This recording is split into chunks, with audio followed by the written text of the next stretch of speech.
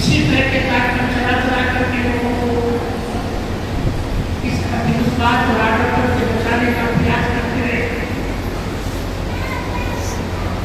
उन्हें सच्चाई से अवगत कराते रहे, लेकिन एक एग्जाम के तौर पर ये घर की नदी बह रही, आडंबर की नदी बह रही, ये बाहर उठाते और उसमें शुद्ध दूध को उस नदी में डाल के चले जाते। लेकिन इस मनुवादी विचारधारा के लोग वो नदी अनेकों टन कचरा डाल रही है। कैसे संभव हो सकता है इस नदी को करें? देखिए, गौतम बुद्ध के बाद अनेकों बात और उन्होंने जो प्रयास किया कि इन लोगों में परिवर्तन आए, इस समाज में परिवर्तन आए, लेकिन थोड़ी देर के लिए आता है। बाबा साहब अम्बेडकर का नाम लेते हैं, ज्योतिबा फुले का नाम लेते हैं और महापुरुष का नाम लेते हैं, लेकिन ये लोग आपको क्या बोले? लेकिन अमली जामा पहना सके और अमली जामा पहनाने के लिए बाबा साहब अम्बेडकर ने देश विदेश से बचा करके एजुकेशन हासिल न की होती और देश का संविधान न बनाया होता, आज की देश की वुमेन्स पर भाषण ना कर रही हो, ये महिलाएं यहाँ और हमने ये विश्व बन करके आप लोगों के बीच में काम करते हैं, क्योंकि जो बात मानव नेताजी ने प्रकाश में ज्योतिबा फुले ने और जाने महापुरुष होते करने के लिए, लेकिन वो कह करके चले गए, उनको अमली जामा नहीं पहना सके। संविधान बनाया, संविधान में आपके लोगों के अधिकार के लिए कानून बनाया, जिससे कि आज आप लोग दिखाई देंगे। देखिए, ये तो बाबा साहब बने, ये कैसे बने इस विषय में थोड़ी बात। बाबा साहब को बाबा साहब बनाने में आपके जैसी ही उनकी धर्मपत्नी रामाबाई यदि प्रयास न करती तो बाबा साहब नहीं बन पाते, और जब बाबा साहब नहीं बन पाते आज रामाबाई ने बाबा साहब कैसे बनाया, एक छोटी सी घटना बताऊंगा। सयाजी आप कभी घोषणा की थी कि कोई जाति का बच्चा यदि पढ़ना चाहे विदेशों में तो उसे तो डॉक्टर अम्बेडकर को 25 रुपए स्कॉलरशिप की कि आप विदेशों में पढ़िए। बाबा साहब डॉक्टर अम्बेडकर 25 रुपए लेकर के अपने घर पर आए और अपनी पत्नी रामाबाई से कहने लगे, रामाबाई मुझे विदेश में पढ़ने के लिए 25 रुपए वजीफा मिला है, तेरी क्या राय है, क्या मैं जाऊं या न जाऊं? रामाबाई ने कहा, ये अवसर आपको मिला है, तो जब इसका अवलोकन करिए, आप जाइए। तो बाबा साहब कहते हैं, रामा हमारे 3 बच्चे हैं, 3 बच्चों को कैसे पाले? यशवंतराव, रमेश और लता, ये 3 बच्चे हैं, उनको कैसे पाले? हमें तो कुछ साधन नहीं है। रामा ने कहा, मेहनत बंदी कर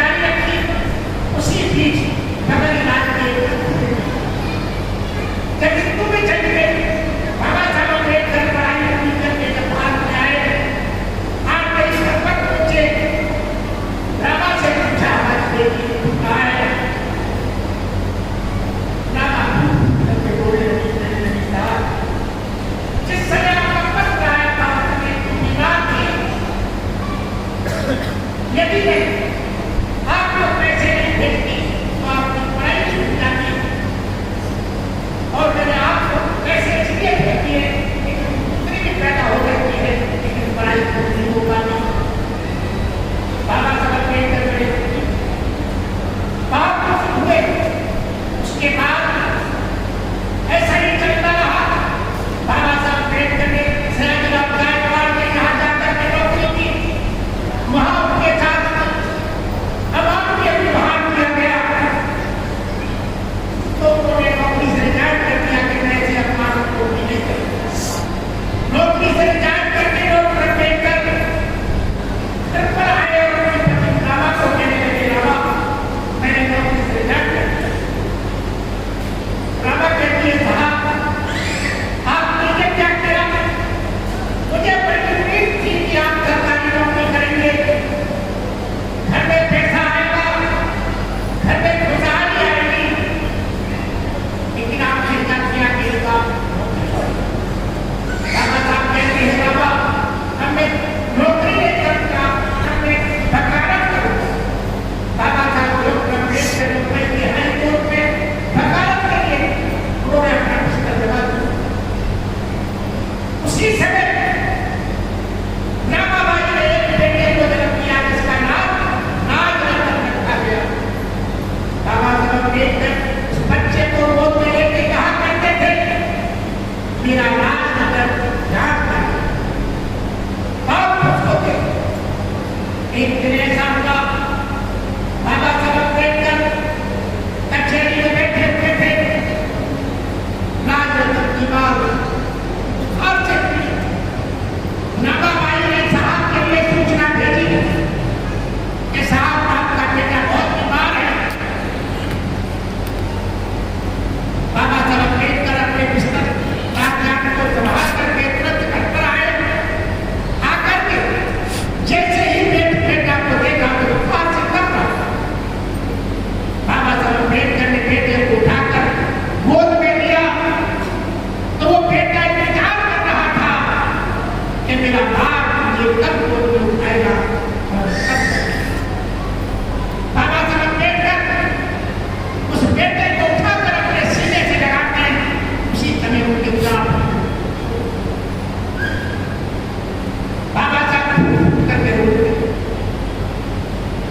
नागाबाई हाथ मार करके रोने लगी, कहने लगी, साहब बहुत हो गया, अब बर्दाश्त नहीं होता, मुझे समाज सेवा की जरूरत है। मेरे 4 बच्चे चले गए, अब मुझे ये समाज सेवा नहीं चाहिए। बाबा साहब उसे धैर्य बताते हैं, रामा चिंता मत करो, तुम्हारे 4 बच्चे चले गए, कोई बात नहीं। इस देश में देखो कितने लोग बगल कोट के बनते हैं, जरा अपने को देखो, तुम्हारे 4 चले गए तो कोई बात नहीं। उसके बाद बाबा साहब अम्बेडकर कचहरी में बैठते थे। एक दिन ऐसा हुआ, एक सेठ के लड़के को फांसी की सजा बोली गई थी। हाई कोर्ट में सारे वकीलों ने मना कर दिया। इस केस में कोई जान नहीं है, इसे कोई नहीं बचा सकता। तो वो सेठ डॉक्टर बाबा साहब अम्बेडकर के पास गया और कहने लगा, साहब आप विदेश में पढ़ करके आए हैं, मैं बड़ी उम्मीद लेकर के आपके पास आया हूँ, आप मेरे केस को लेकर के मेरे बेटे को फांसी से बचाएं।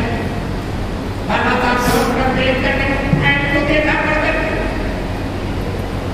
सोचने लगे कि इसमें कहीं जांच न जाए, लेकिन तुम ये भी सोचने लगे कि यदि मैं इस केस को नहीं दूंगा तो बस में मेरे पास तो केस बहुत ही आएगा भी नहीं। इसलिए डॉक्टर अम्बेडकर ने कहा कि मैं आपका केस करूंगा। तारीख लगा दी मुंबई की हाई कोर्ट में। जमाना लगा हुआ था बैरिस्टरों का कि जिस केस को हाई कोर्ट के सारे वकीलों ने नकार दिया था, उस केस को डॉक्टर बाबा साहब अम्बेडकर ने लिया है।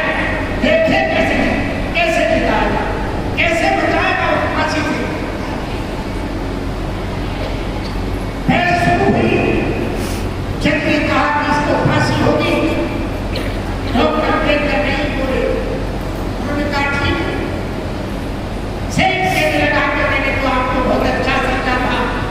इसलिए मैंने आपको कहा था मेरे बेटे को बचाइए, लेकिन आपको कुछ नहीं। बाबा साहब ने कहा कि मौके जनता बेटे को, सेठ के बेटे को फांसी के तख्ते पर ले जाते हैं, गले में फंदा डालते हैं, फांसी का फंदा डालते हैं, डॉक्टर अम्बेडकर ने कहा कि ठहरो, फांसी होनी थी, फांसी हो गई, हटिए छोड़िए इसको। डॉक्टर अम्बेडकर ने कहा कि मृत्यु नहीं लिखा था, केवल फांसी लिखी थी, फांसी हो गई। बाबा साहब डॉक्टर अम्बेडकर ने उस सेठ के लड़के को फांसी से रोका। पूरे बम्बई में बाबा साहब अम्बेडकर के ख्याति की आग की तरफ फैल गई। जिधर भी देखो उधर डॉक्टर अम्बेडकर के बारे में चर्चा होने लगी। हमारे समाज के जो गरीब तबके के लोग थे, उन्होंने सोचा कि बाबा साहब अम्बेडकर का हमें स्वागत करना है। उन्होंने मुंबई में बहुत बड़ा एक जलसा किया। बाबा साहब अम्बेडकर को उसके बुलाया। रामाबाई को पता लगा कि मेरे साहब का स्वागत होगा, तो रामाबाई सोचने लगी कि मुझे भी जाना चाहिए, देखना चाहिए इस साहब का कैसे स्वागत। रामाबाई देखती है जल्दी से घर का काम निपटा करके,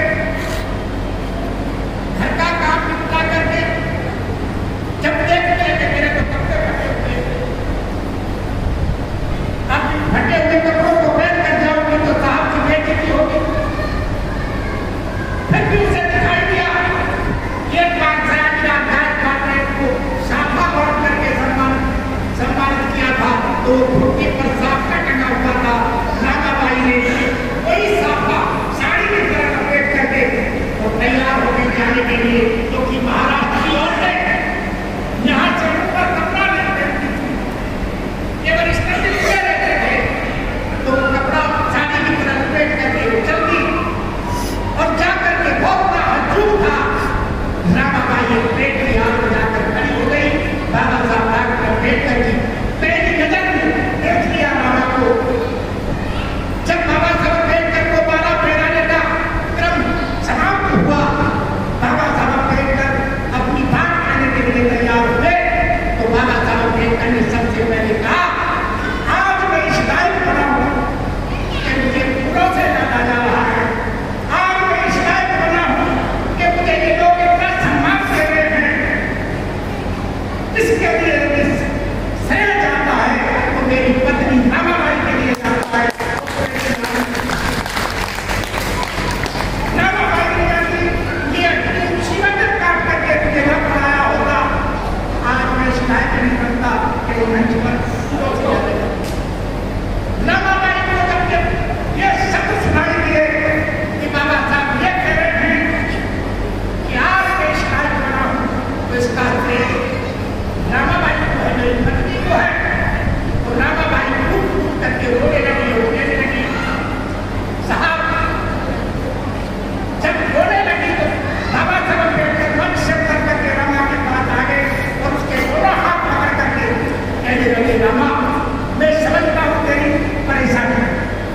तो बाबा साहब से कहती है रामा कि साहब मैंने आज तक कभी कुछ नहीं मांगा, लेकिन आज आपको कुछ मांगना चाहिए। रामा की बात सुन करके डॉक्टर अम्बेडकर कहते हैं, रामा हकीकत में मैंने कभी कुछ नहीं मांगा, आज तुम जो मांगे पूरा करोगे। तो रामाबाई कहती है, साहब मेरा जीवन तो जैसा है वैसा कर रहा है, लेकिन मैं आपसे ये मानना चाहती हूँ कि मेरे समाज की ये महिलाएं किसी भी समाज की थी, ये आधी नकली रहती है, इनके अंदर ठंडे की व्यवस्था नहीं है। मैं ये चाहती हूँ कि ऐसी कोई व्यवस्था कर दो जिससे कि हमारी ये बहनें अपने तन को करके रहे। बाबा साहब की बात सुन करके, रामा की बात सुन करके डॉक्टर अम्बेडकर कहते हैं, रामा मैं तो ये सोचता था कि कोई आभूषण मांगेगी या कोई साड़ी मांगेगी, मैंने से क्या मांग लिया। बाबा साहब अम्बेडकर रामा के दोनों हाथ पकड़ करके अपने सीने से लगाते हैं और कहते हैं,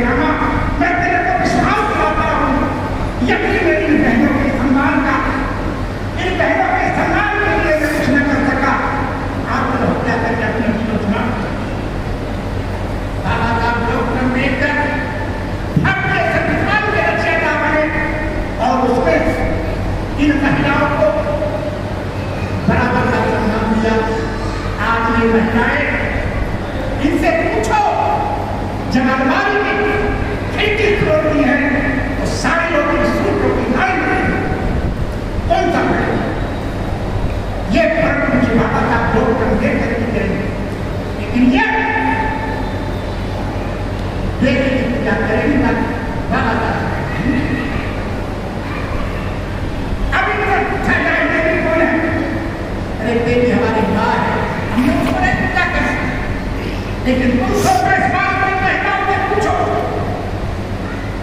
जब ये बहू बनकर के आती है तो कहती है कि मुझे सास अच्छी नहीं मिली। जब बहू बनकर के आती है तो कहती है कि मेरे को सास अच्छी नहीं मिली, और जब ये सास होती है तो फिर कहती है कि मुझे बहुत अच्छी मिली। और सबसे बड़ा जुर्म जो करती है ये महिलाओं को करती है। और ये बात सही है, ये महिलाओं को जुर्म करती है और कोई दूसरा नहीं करता। ये मजबूर करती है दूसरों को जुर्म करने में। सबसे ज्यादा ईश्वरात्मा परमात्मा देवी देवता काली भोली मीरा फकीरा ये सब इनके पास आ जाता है।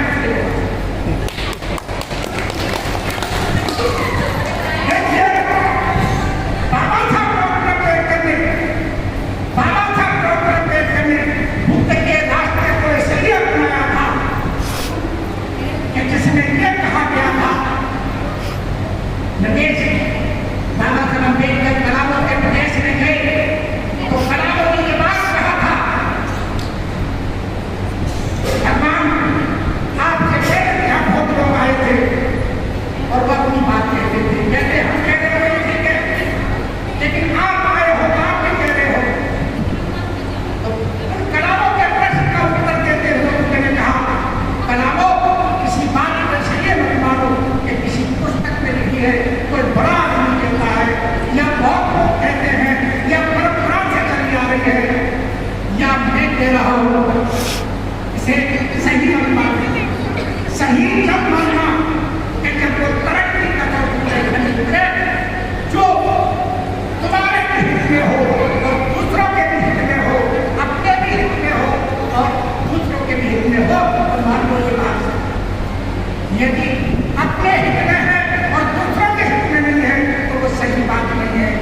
दूसरों के हित में है और अपने हित में नहीं है तो वो भी सही नहीं है। ना अपने हित में है ना दूसरों के हित में है, वो भी सही नहीं है। सही तो वो है जो अपने भी भले में है, अपने भी हित में है और दूसरों के भी हित में है। तथागत ने कहा, अपना भी हो गए भला, भला सभी का हो, हम जगे इस जगत में जन जन सुखिया। ये कैसे जगेगा? बाबा साहब डॉक्टर अम्बेडकर ने भारतीय संविधान में बुद्ध की शिक्षाओं को ही अंकित किया। सबसे पहले उन्होंने उस बात को कहा जिसमें बुद्ध ने कहा, संसार में जितने प्राणी हैं वो सब जीवित रहना चाहिए। दुख सब होता लगता है, मृत्यु से सब घबराते हैं। इसलिए डॉक्टर अम्बेडकर ने बुद्ध की शिक्षा को भारतीय संविधान में स्थान दिया कि कोई किसी की हत्या करेगा तो उसे अमुक धारा के तहत दंड दिया। दूसरी बात उन्होंने ये कहा कि संपत्ति सबको अच्छी लगती, इस संपत्ति के बगैर संसार में कुछ होता नहीं, हर कदम पर संपत्ति की। तो डॉक्टर अम्बेडकर ने कहा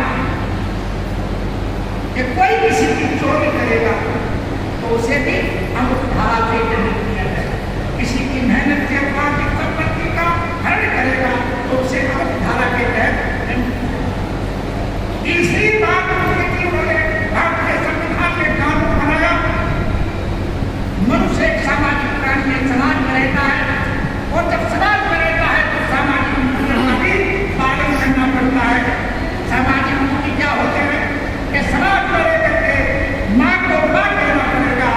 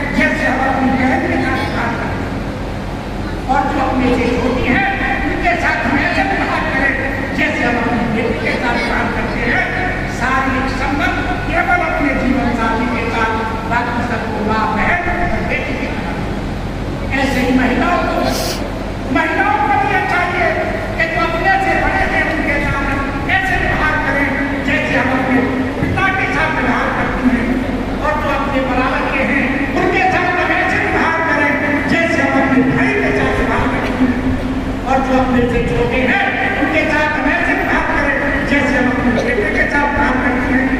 शारीरिक संबंध केवल अपने जीवन साथी के साथ, बाकी सबको बाप भाई और बेटे के साथ। इसलिए बाबा साहब डॉक्टर अम्बेडकर ने इसमें भी एक कानून बनाया कि कोई किसी महिला के साथ अनैतिक आचरण करता है, उसके साथ बलात्कार करता है तो उसे हालांकि है दंड। चौथी बात, किसी के साथ धोखा मत करो, मुद्दे का झूठ मत बोलो, किसी के साथ धोखा मत करो।